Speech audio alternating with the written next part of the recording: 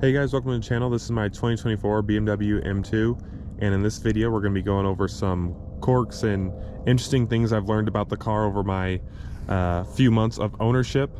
This does have the lighting package and the shadow line headlights. So the headlights will swivel with the steering, and one thing that's kind of interesting is you can press the manual headlight button. Like instead of it being an auto, you can press the manual one and it won't swivel anymore.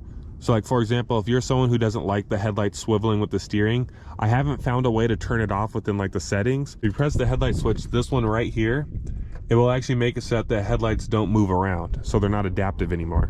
Next up, I want to talk about the side skirts right here. So hopefully you guys can see it on the camera, but it has some pretty beefy side skirts. You know, the M2 has the wide body over the regular 2 Series.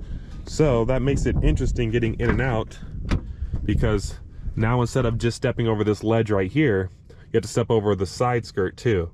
So that is kind of something I noticed about the car that's a little interesting, is that you do kind of have to step out kind of far, or else you're going to be like stepping on this and like rubbing up against it, which obviously you don't want to do because that could scratch it or cause wear in the long term. So what I do is do a huge step over the side skirt right here, and then you can get out of the car easy. But let's go ahead and hop on the inside and see what kind of quirks we have on the inside. Actually, I lied, there is one more thing. So you can actually use a card as a key. So let me show you guys real quick here. I have this BMW key card right here that I can actually use as a key. It'll only work on the driver's door. I've tried using on the passenger side door to try to get something out over there. It only works for the driver's door. So you just go like this. It just locked the car because it's already unlocked. And then let's say I left the keys in the house or whatever, I can just go like this and it unlocks the car. So that's pretty cool. You put this in like the center area to drive the car.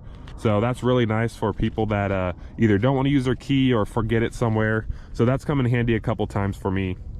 All right guys, let's go ahead and hop inside here. Has that cool little chime when you get in the car. It's like a welcome chime. So one of the weird quirks of the inside here is that you see the RPM gauge, how it has those 2 little yellow notches on it. That's like the soft red line, and then obviously the red is the hard red line. But when the car is cold, I'll pop up a picture. When the car is cold, the red line will be actually way down at like 5,500 RPM or so.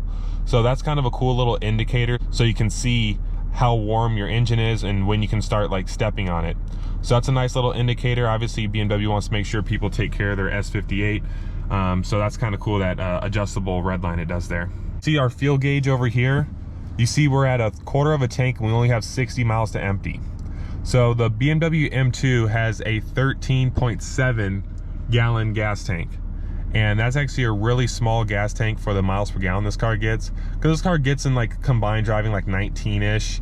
So this small gas tank means that you can't go very far on a tank. So like if you're driving it really hard and you're getting like 15 miles a gallon, you're gonna get like 200 miles.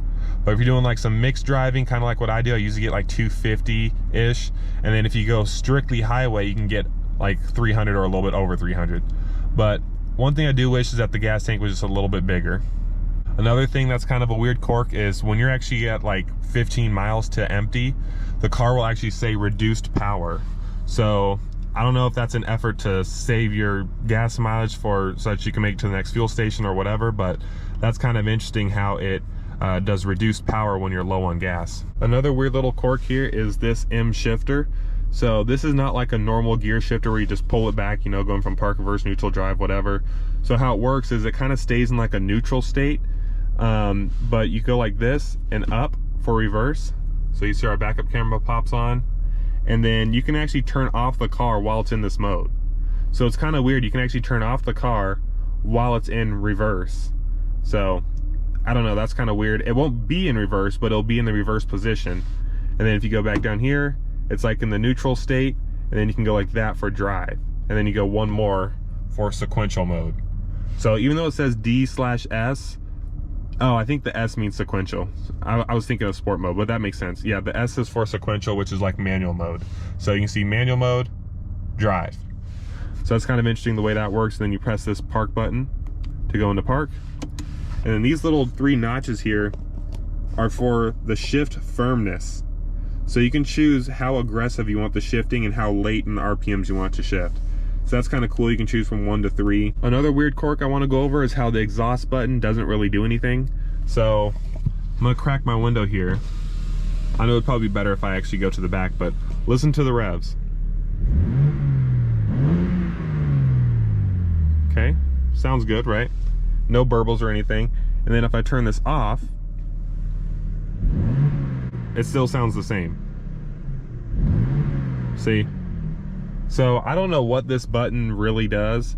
I have noticed, like, if I put it in sport mode here, so if I go to engine and put it in sport, just like that, and right now it's off,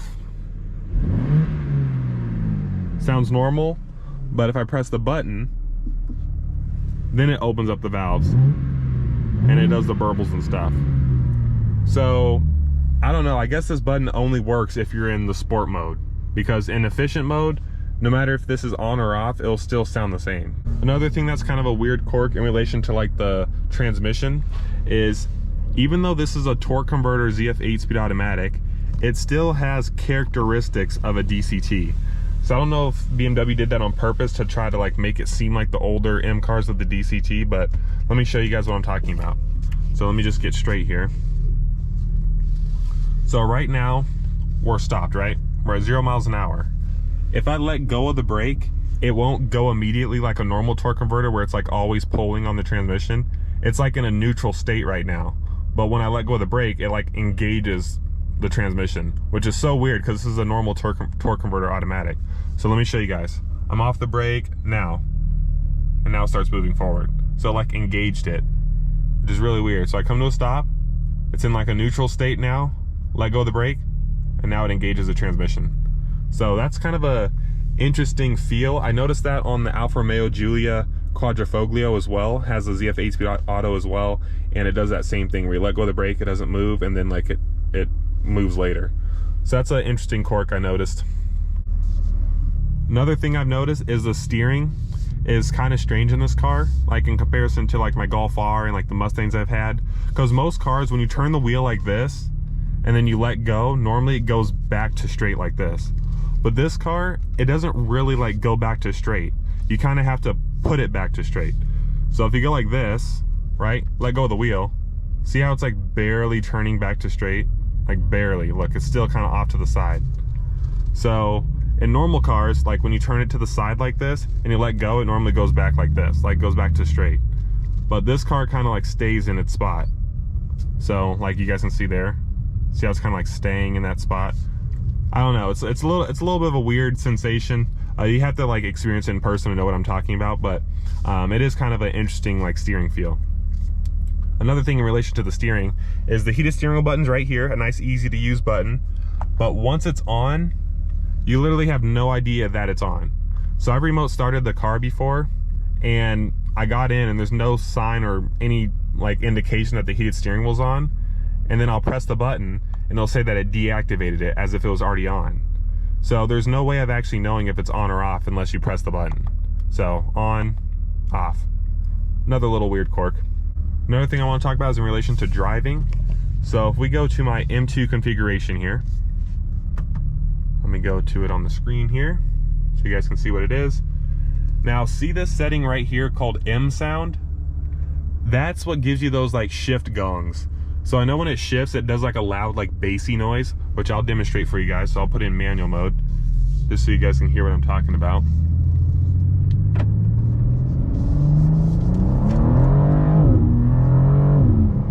You guys hear that like boom, boom when it shifts?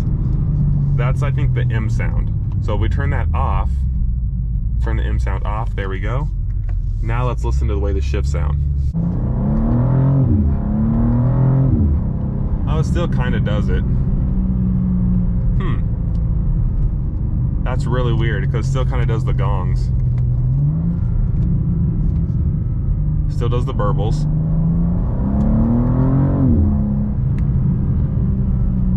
Maybe that's just the actual shift sound it makes. Maybe the M sound just kind of amplifies the gong. So let's turn it back on again.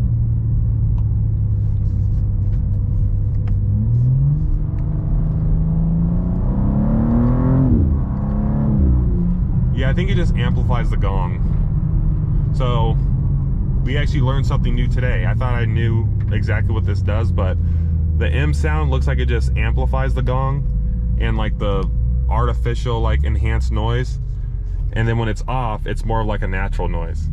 All right, well, in my few months of ownership, those are the only few quirks and things I've noticed about the car so far. If you guys own a BMW or a M2 or something like that, I want to hear what you guys think is kind of interesting or something I didn't know about it. Those things that aren't really talked about, you know, like when you're actually owning the car, you know, the weird quirks that you learn about the car.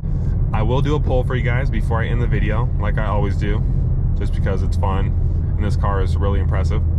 I actually want to see how the traction is from just a standstill if I don't turn off the traction control. So let's see how it does in just normal mode. And this is in the first shift setting. So we're in the lowest shift setting, comfort mode, comfort everything, traction fully on.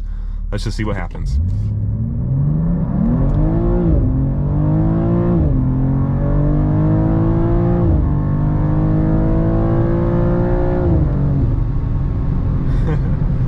It still gets really good traction. I mean, granted, traction control is probably cutting it, but that's interesting. You can just floor it like that. It just goes. There's no drama. It's not like it's spinning all over the place or struggling to get traction. So let's go ahead and go sport, sport, sport, sport.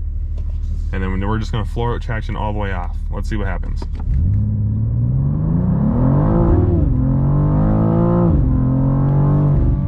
Still really good traction. Wow.